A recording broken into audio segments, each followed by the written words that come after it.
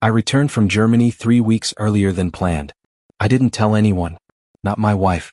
Not my son. Not even the staff at the small logistics company my family runs outside Chicago, Illinois.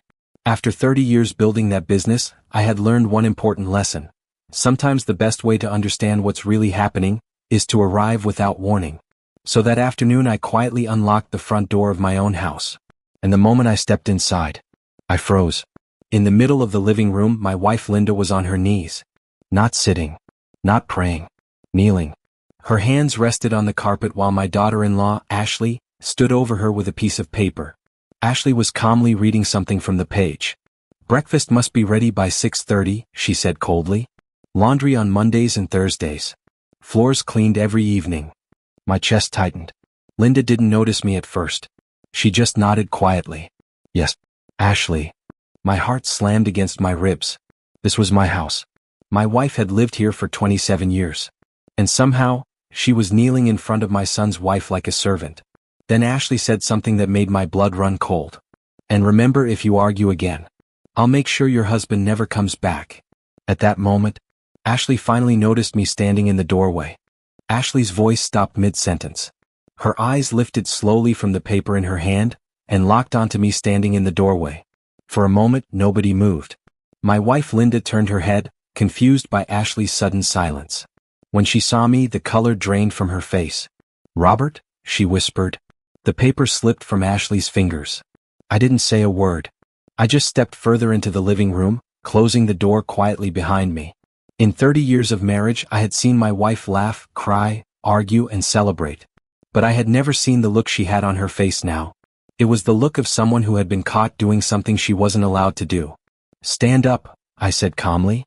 Linda hesitated. That hesitation was the first thing that made the anger in my chest turn into something colder. "I said stand up," I repeated.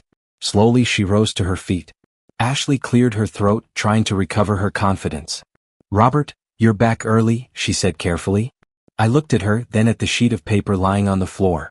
"Would someone like to explain," I asked quietly, "why my wife was kneeling in my living room?" Ashley crossed her arms. "You should ask her," she said coldly. Then she added something that made the situation even stranger. "She agreed to it." "She agreed to it." Ashley said the words calmly, like she was explaining something perfectly reasonable. I looked at Linda. My wife avoided my eyes. "Linda," I said quietly, "what is she talking about?" For several seconds she didn't answer. Then she whispered, "It's temporary." Temporary. The word echoed in my head like a bad joke. Ashley stepped forward and picked the paper up from the floor. "It's called structure," she said, brushing imaginary dust from the page. "Your wife offered to help around the house since I've been managing everything while you've been overseas." "Managing everything?" I repeated. Ashley gave a small shrug. "Well, someone had to," she said. "Your son works long hours now." Something in the way she said it made my stomach tighten. "Where is Daniel?" I asked. Ashley's lips curled into a faint smile. "At work." But Linda suddenly spoke again, her voice shaking. "He doesn't know about this." The room went silent. Ashley slowly turned her head toward Linda. "What did you just say?" she asked quietly.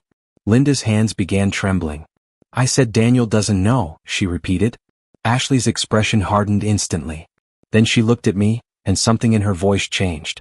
"Actually," she said calmly, "that's not entirely true." My chest tightened. "Because your son knows exactly what's happening here." The words hit me harder than I expected. "My son knows?" I repeated slowly. Ashley nodded like she had just confirmed something obvious. "Of course he does," she said. "This was his idea." For a moment the room felt smaller, like the air had suddenly thickened. Daniel, my own son.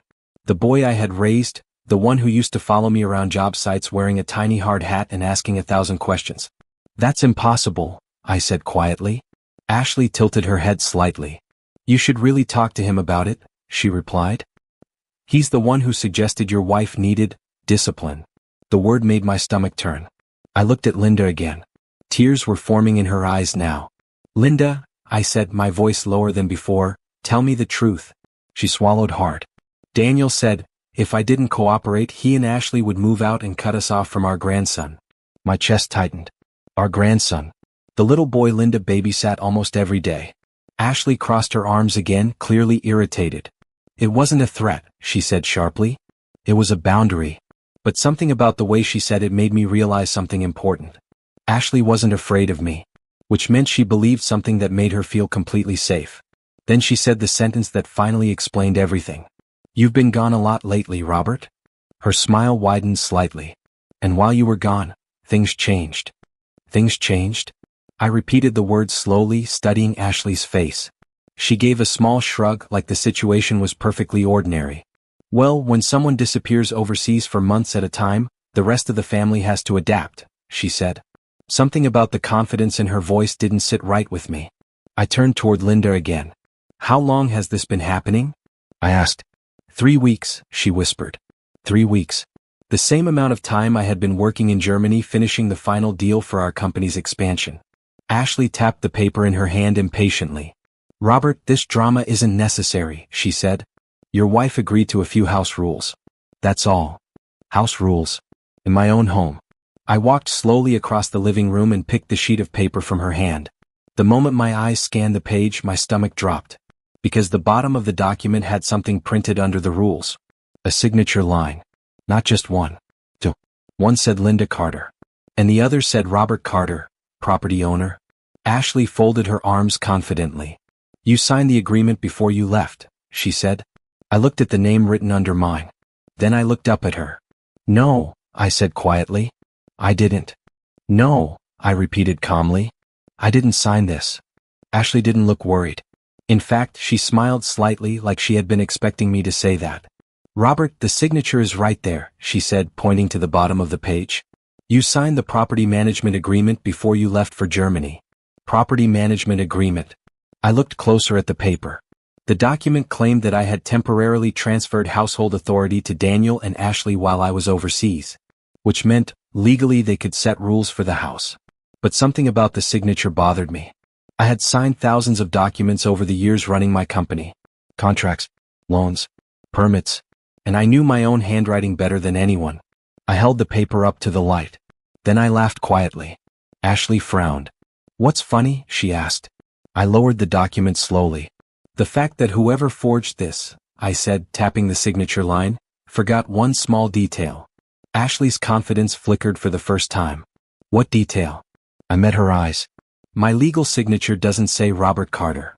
I paused. It says R.J. Carter. The room went silent. Then Linda whispered something that made Ashley's face lose all color. And Robert records every legal document connected to the house. Ashley blinked. What? Ashley stared at me, her confidence finally cracking. What do you mean you record every document? She asked. I walked calmly to the side table near the living room wall and opened the drawer. Inside was a thin black folder. I pulled out a single sheet of paper and placed it on the coffee table. This, I said quietly, is the real property authority document. Ashley leaned forward. Linda looked at it too. At the bottom of the page was my real signature. R.J. Carter. But that wasn't the important part. Ashley's eyes moved down the page. And suddenly widened. Because directly underneath my signature were 2 additional lines. One read, any forged legal document connected to this property will trigger an automatic fraud investigation. The second line was even worse. All documents related to this property are digitally verified and archived by my company's legal department. Ashley's face went pale. You're bluffing, she said. But at that exact moment the front door opened. Footsteps entered the house. My son Daniel walked into the living room. Behind him were 2 police officers. Daniel looked straight at Ashley. Then he said quietly, actually, he isn't bluffing. Ashley turned slowly toward the doorway. My son Daniel stood there, pale and tense, while 2 police officers stepped into the living room behind him. For the first time since I walked in, Ashley looked genuinely nervous. Daniel, what is this? She asked quickly. Daniel didn't answer her. He looked at the forged document still sitting on the coffee table, then at me. Dad, when did you get back? He asked quietly. About 20 minutes ago, I said. The room went silent again. One of the officers stepped forward and picked up the paper Ashley had been holding earlier. This the document? He asked. I nodded. Ashley suddenly shook her head. This is ridiculous, she said. It's just a misunderstanding. But the officer was already comparing the signatures. His expression hardened. Ma'am, he said calmly, Forging a legal property document is considered fraud in the state of Illinois. Ashley's face turned white. She looked at Daniel desperately. "Say something," she whispered. Daniel closed his eyes for a moment. Then he stepped aside as the officer reached for Ashley's wrists. Later that evening, after the house was quiet again, Linda sat beside me in the living room. Neither of us said much. But one thing was very clear. Sometimes people believe they've taken control of your life. Until the moment the door opens. And you walk back in.